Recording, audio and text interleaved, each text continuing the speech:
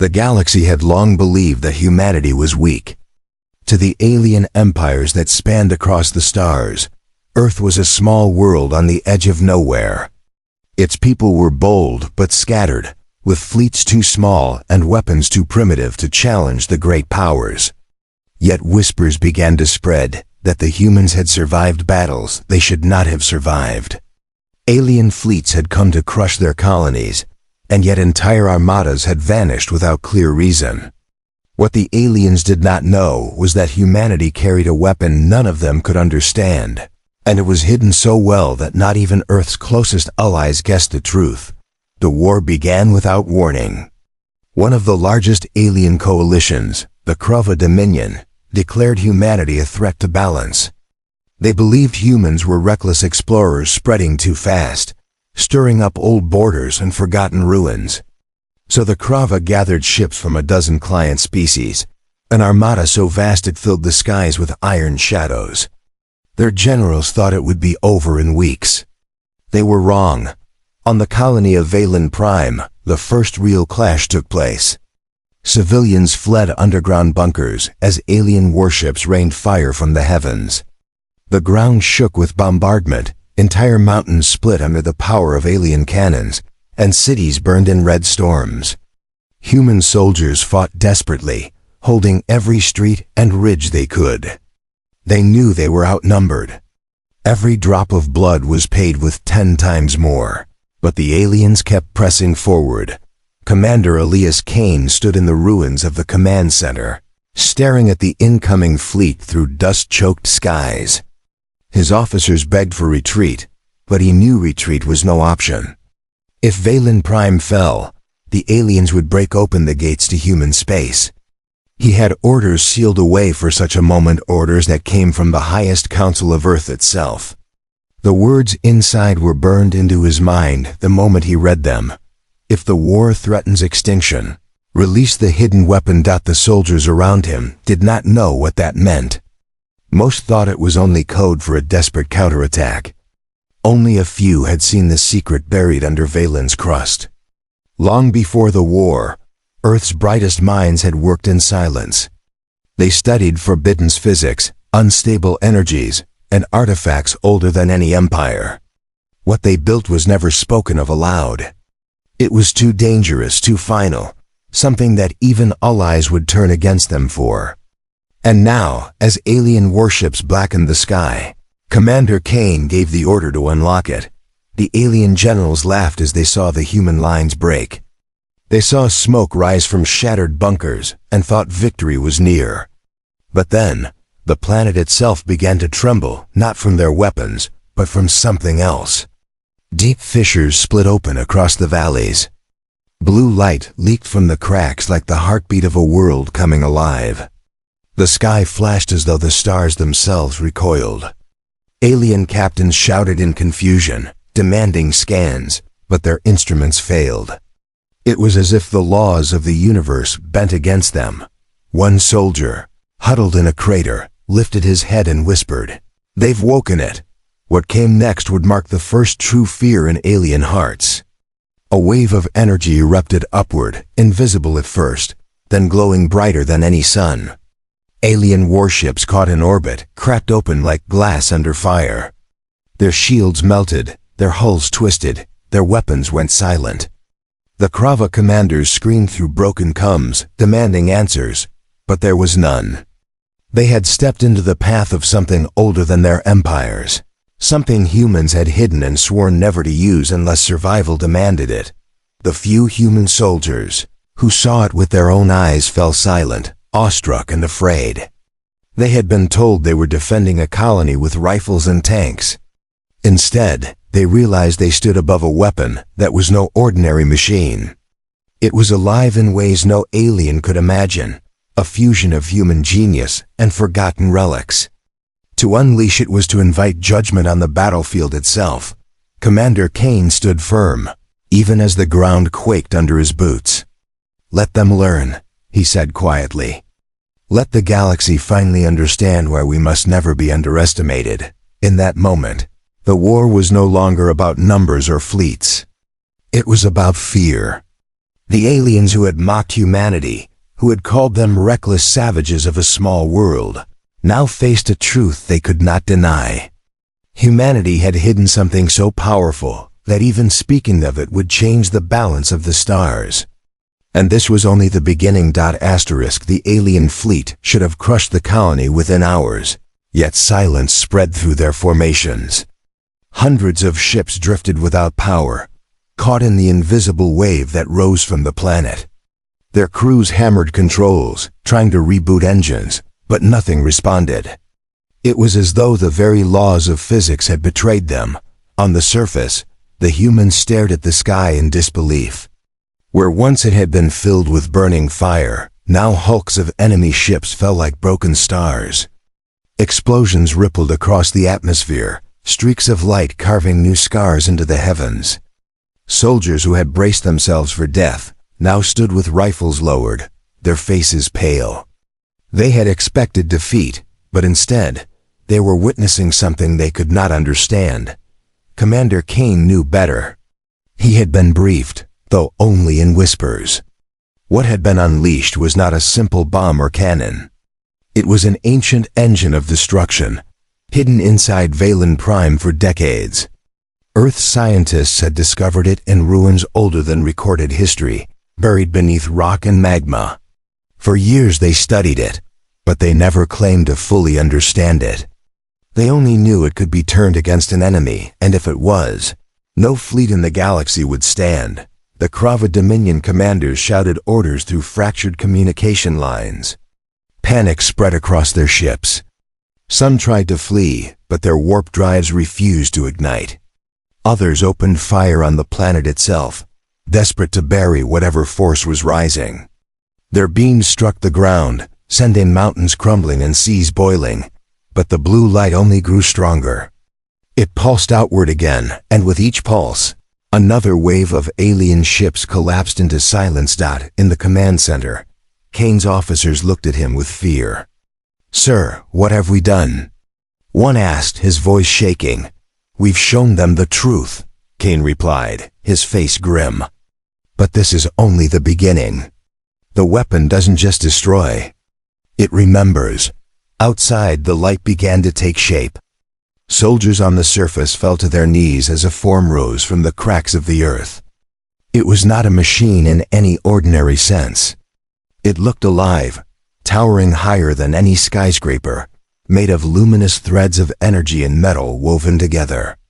Its body shifted as if it were both solid and liquid, its eyes glowing like twin suns. It opened its mouth, and though no sound came, every living being felt the scream inside their bones. The aliens recoiled in terror. For centuries they had considered themselves the masters of war, the rulers of the stars. Now they faced something beyond war, beyond reason. Their fleets scattered, trying to escape orbit, but the weapon turned its gaze upward. With one flash, arcs of energy shot out like chains of lightning, wrapping around entire warships and tearing them apart as if they were toys. On the ground, Private Rena Holt clutched her rifle and whispered to herself, This can't be human." Kane heard her and answered softly, "It isn't, but humanity claimed it." That is enough. News traveled fast, even through the chaos of war. Other alien empires watched the battle from afar, their sensors capturing every detail. What they saw shook them to their core. Humans had always been underestimated, treated as upstarts with little real power. Yet here was proof that they held a secret weapon, a force capable of crippling entire fleets in moments. Whispers spread like wildfire across the galaxy. "The humans have awakened something the rest of us dared not touch." The Krava Dominion tried to rally. They threw thousands of drones, missiles, and beams at the weapon, but nothing pierced its shimmering form. Every strike was absorbed and reflected back with greater fury.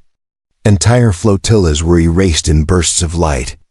What had begun as a campaign of conquest was turning into a massacre, and yet, even as victory came, Kane felt unease. He knew the weapon was not meant to be controlled. Humanity had hidden it for a reason. To unleash it was to risk more than the enemy's destruction. Already he could see changes in the land plants withering, rivers boiling, storms forming in unnatural spirals. The weapon was not simply a tool. It was alive, and it HUNGERED. In the bunkers, civilians wept in fear as the ground shuddered.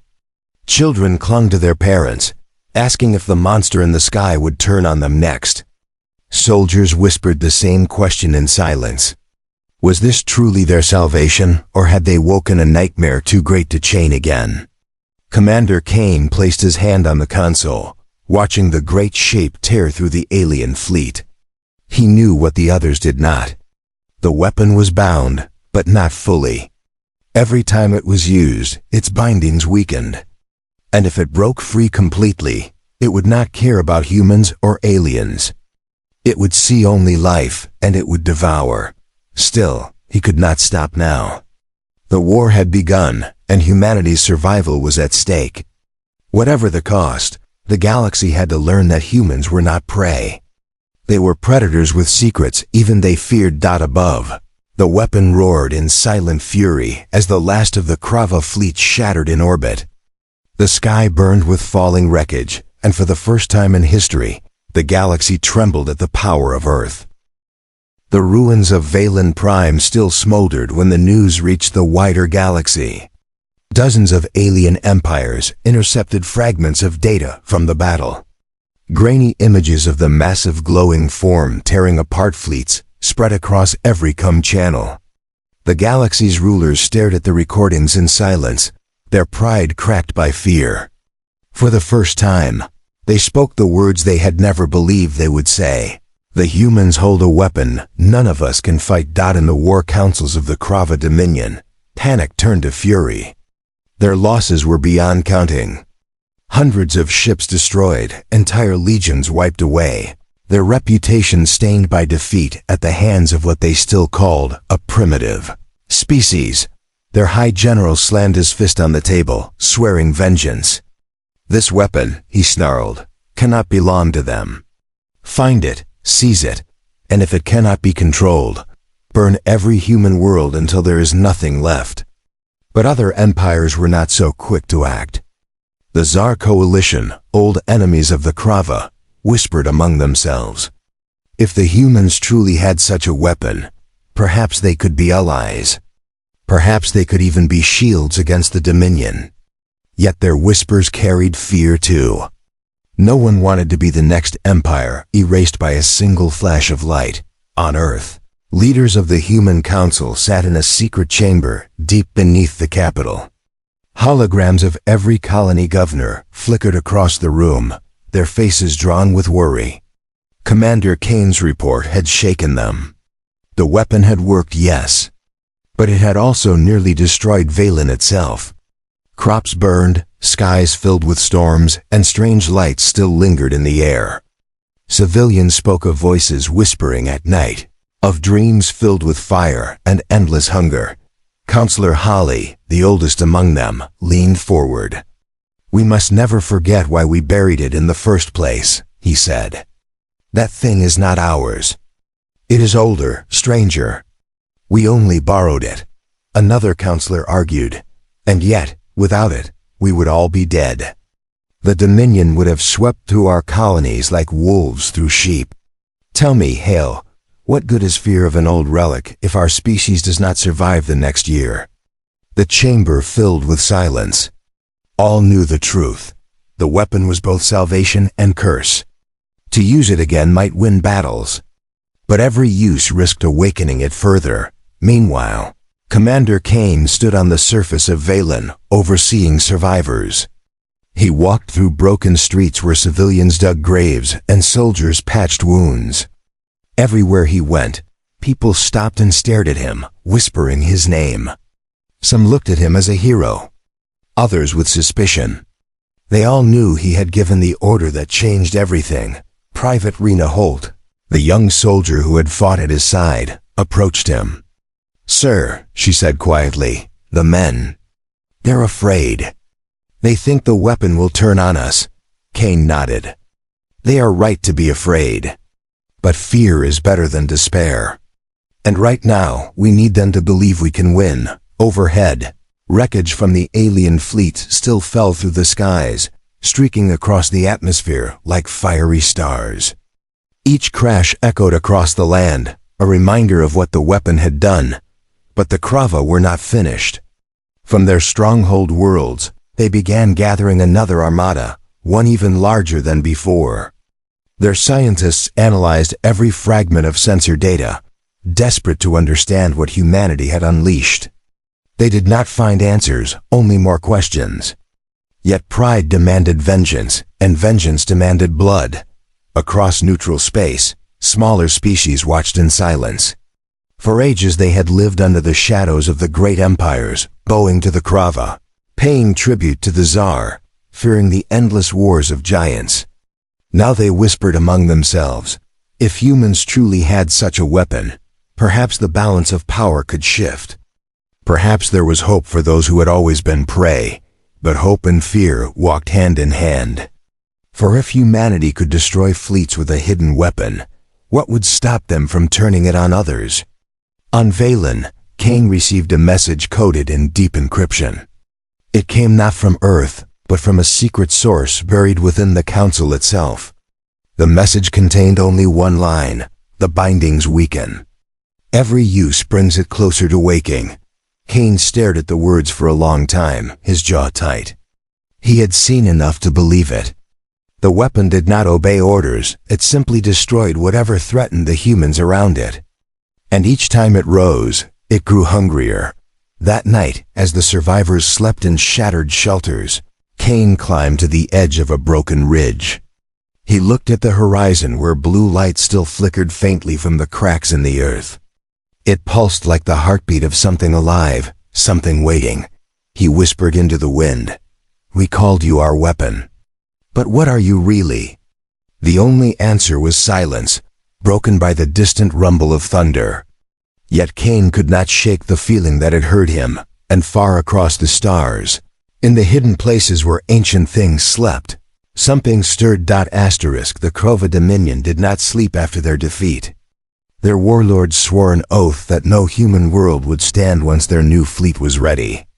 In hidden shipyards stretching across 3 star systems, they built faster than ever before.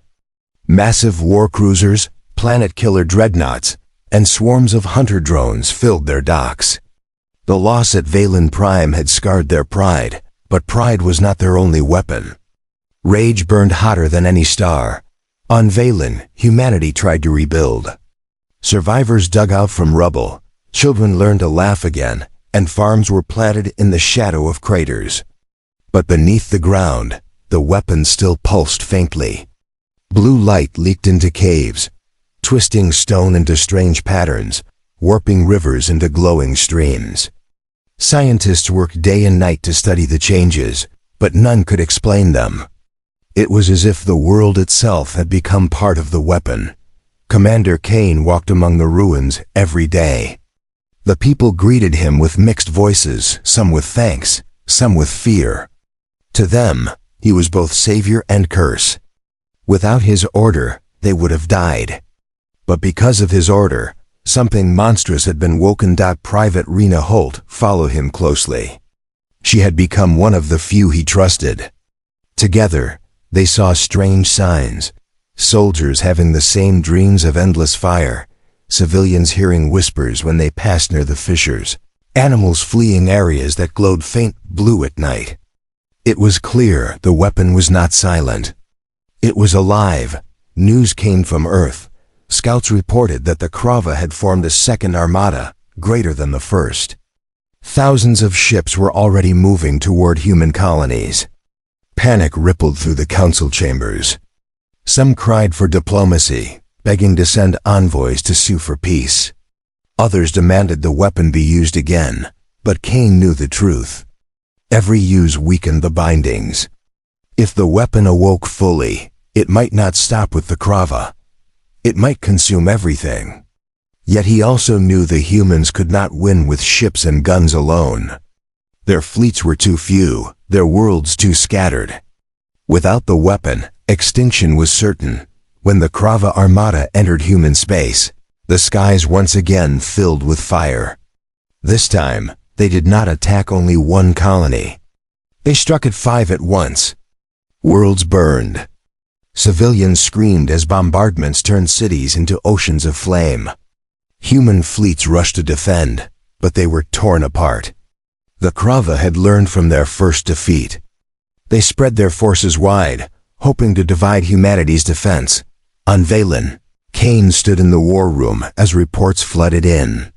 One by one, colonies cried for help. Governors begged for the weapon. "Unleash it again," they said. "Save us." Kane clenched his fists. He looked at Rena, who watched him with wide eyes. She did not need to speak, her fear said everything. If he gave the order again, there might be no going back. Then the message came from the council. It was simple, without debate. Activate the weapon. Save the colonies. At any cost.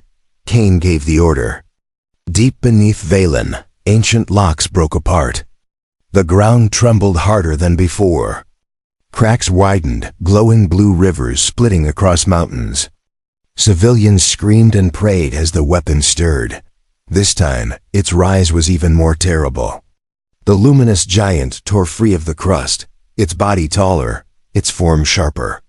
Where before it had looked partly machine, now it seemed less bound, less stable. Its eyes glowed so bright that even the strongest soldiers turned away. With one step, it shook the entire continent in orbit. Alien fleets closed in. But as the weapon turned its gaze upward, silence fell again. Energy surged out in arcs, cutting through the void like claws of lightning. Warships exploded one after another. Dreadnoughts cracked like eggs, hunter drones melted into ash. The sky became a storm of fire, but this time, the destruction spread farther. A colony moon not even touched by the Krava burned to ash. Civilian ships too close to the battlefield shattered alongside enemy vessels. Kane's heart sank. The weapon no longer cared who it struck. Rena grabbed his arm. "Sir, it's killing our own." Kane's voice was quiet, but his eyes were hard. "I know. And I fear it will not stop." In distant star systems, other empires watched in horror. They had hoped humanity would hold its weapon in check. Now they saw the truth. It was slipping from control. Fear turned into preparation. Some empires began to arm themselves. Others whispered of alliances to contain humanity before the weapon consumed them all. And in the darkness between stars, far beyond the sight of human scanners, something else stirred. Old watchers, ancient and silent, felt the ripple. They had buried weapons like this long before humanity had fire. Now they stirred again. On Valen, Kane stood in silence as the skies rained fire from shattered fleets. His people were saved for now, but at a cost too heavy to ignore. He whispered to himself, "We are winning battles, but we are losing the war for our soul." The skies over human space glowed with the wreckage of war. The Krava armada that had once promised to wipe out humanity lay shattered, broken into drifting hulks and burning fragments. Yet the victory fell hollow. Across human colonies, millions of civilians whispered in fear. They no longer spoke only of the Krava threat. They spoke of the weapon. On Valen, strange storms now circled endlessly. Lightning danced across clear skies, sometimes striking the ground without warning. Plants grew twisted, glowing faintly at night. Entire lakes boiled and cooled in unnatural cycles. It was as if the world itself had been rewritten. Scientists sent frantic reports to Earth. The weapon is destabilizing the planet. The bindings are weakening faster than expected. Commander Kane walked through the camps of survivors. Soldiers saluted him, but their eyes told another story. They looked at him as if he carried a curse. Some muttered prayers when he passed, others avoided his gaze. Private Rena Holt remained at his side, her voice low as she whispered, "They blame you, sir. They think you brought this doom on us." Kane's jaw tightened. "I gave the order because there was no choice. Without it, we would all be ash. But I fear they are right. Each time it rises, we lose more control. That night, he dreamed again. Fire filled the skies, and a vast shape loomed above him. Its voice did not speak in words, but in feelings, hunger, rage, and longing. When he woke, sweat ran down his face. The ground outside still pulsed faintly, as if the weapon's heartbeat echoed through the planet. Meanwhile, across the galaxy, fear spread like wildfire. Some empires prepared fleets to strike humanity before the weapon grew stronger. Others reached out in secret, hoping to ally with humans and share in their power. But none truly trusted them. Humanity had become both feared and hated. On Earth, the Council argued endlessly. Some shouted that the weapon must be sealed again, no matter the cost. Others demanded it be used until every enemy was destroyed. One governor, his voice breaking, cried, "We are already prisoners of it. We cannot seal it. We cannot control it. We can only ride the storm until it ends." As the council fought, the Krava made their next move. Their spies uncovered fragments of ancient records hidden in forgotten ruins. Those records spoke of weapons like the one on Valen, created in a war older than history. The Krava believed if they could find another, they could match humanity. They began digging in secret worlds, tearing open tombs of dead civilizations, but Cain was not blind. Human scouts intercepted fragments of those records. He realized the truth. The galaxy would not rest until either humanity or the weapon was gone. And if the Krava awakened another of its kind, no one would survive. In the war room, Cain faced his officers. Rena stood among them, her eyes steady though her hands trembled. "We have two enemies now," Cain said. "The Dominion, who will not stop until they claim our destruction. And the weapon itself, which grows less bound with every use. If either one wins, humanity is finished." A young officer asked, "Then what do we do, sir? How can we fight both?" Cain answered with steel in his voice. "We don't fight both. We choose. Either we control it before it breaks free, or we destroy it ourselves." Gasps filled the room. Some stared at him in horror. Destroy it? To even suggest it was madness. Without the weapon, humanity might not last another week. But Cain's eyes were cold. He had seen what it did to friend and foe alike. He had heard its whispers in his dreams. If it ever fully awoke, it would not stop at alien fleets. It would devour every world, human or not. Later, Rena approached him alone. "Sir," she said softly, "if you truly mean to destroy it, do you think humanity will let you? They see it as hope now. Even if it terrifies them, they cling to it." Cain looked at the horizon, where the sky glowed faint blue from the cracks. "Hope built on a monster is no hope at all. If I must be cursed as the man who took away their weapon, then so be it. Better that than the man who doomed us all." In orbit, scouts brought new reports. The Krava's second fleet was massing again, larger than ever, ready to strike the heart of human space. The Dominion would not stop until humanity was ash. Cain knew the Council would demand the weapon again. But this time, he would not obey blindly. As the sky rumbled, as blue light pulsed across the land, Cain whispered to himself, "One more battle. One last chance. And then, it ends one way or another." The Krava Dominion's third armada darkened the stars.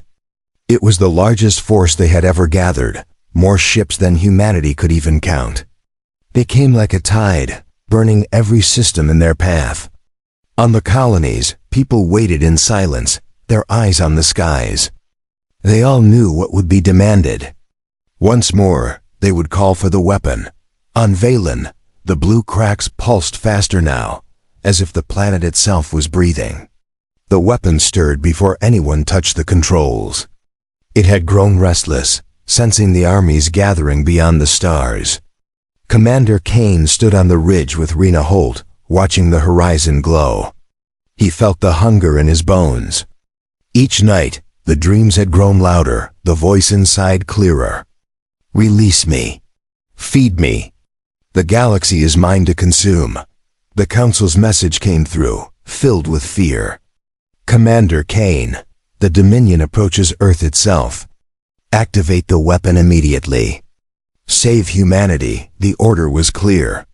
Yet Kane did not move. He looked at Rena, who stood silent at his side. If we use it again, he said, we won't just defeat the Krava, we'll lose ourselves. It will not stop with them. Rena's face was pale, but her eyes steady. Then what do we do, sir? If we don't use it, Earth will fall. Billions will die. Kane closed his eyes. He had carried the weight of this choice since the first battle. Now it was heavier than ever. He turned to his officers, gathered in the war room. We end it. Not the war. The weapon. Tonight. Gasps filled the chamber. Some shouted in protest. You'll doom us all. We need it to survive. Others fell silent, understanding the truth in his words. Rena raised her rifle and said, if we are to end it, I'll stand with you. Together. Kane and his loyal soldiers descended deep into the caverns beneath Valen. The air grew hotter, the walls glowing with veins of light. The weapon's heartbeat thundered around them. When they reached the core chamber, they saw it in its true form, vast coils of energy bound in chains of alien metal, a living storm caged in stone. It pulsed and writhed, straining against its bonds. The voice filled Kane's mind, no longer whispers, but a roar. You cannot kill me. I am older than your stars. I am victory itself. Release me, and I will devour your enemies. I will make your species rulers of the galaxy. Kane's knees trembled, but he forced himself to stand. And when you are done with them, you will devour us too. The weapon laughed inside his head, a sound like thunder. You are clever for a child of Earth, but you are small. I am endless. You cannot win without me. Rena stepped forward, placing her hand on Kane's shoulder. We don't need endless. We need freedom. Kane drew the device the Council had given him long ago, a failsafe built by the scientists who had studied the weapon. It was small, a cylinder no larger than his hand, but it contained the only thing they believed could unravel the bindings completely. Not to unleash the weapon, but to destroy it. The voice screamed inside his skull. Do this, and your people will burn. The Dominion will crush you. Kane's hand shook. He thought of Earth, of billions waiting for salvation. He thought of the colonies, of soldiers who believed in him. He thought of the children who cried at night, hearing whispers in their dreams. Then he remembered the faces of the dead, those the weapon had already consumed without care. He remembered the fear in every eye that looked at him. And he knew the truth. Humanity could not build its future on a monster's leash. He slammed the cylinder into the core. Light erupted, brighter than 1,000 suns. The weapon screamed, a sound that shook mountains, then began to unravel. Its coils thrashed, its body split apart. The cavern walls shook as if the planet itself was breaking. Rena grabbed Kane's arm, pulling him back as the chains of energy snapped one by one. Above the surface, soldiers and civilians watched as the great glowing form rose one last time, larger than ever. But instead of turning its fury on the stars, it turned inward. Its body cracked, shards of light breaking off into the skies. With a final roar, it collapsed in on itself, vanishing in a storm of fire and silence. When the light faded, the sky was clear.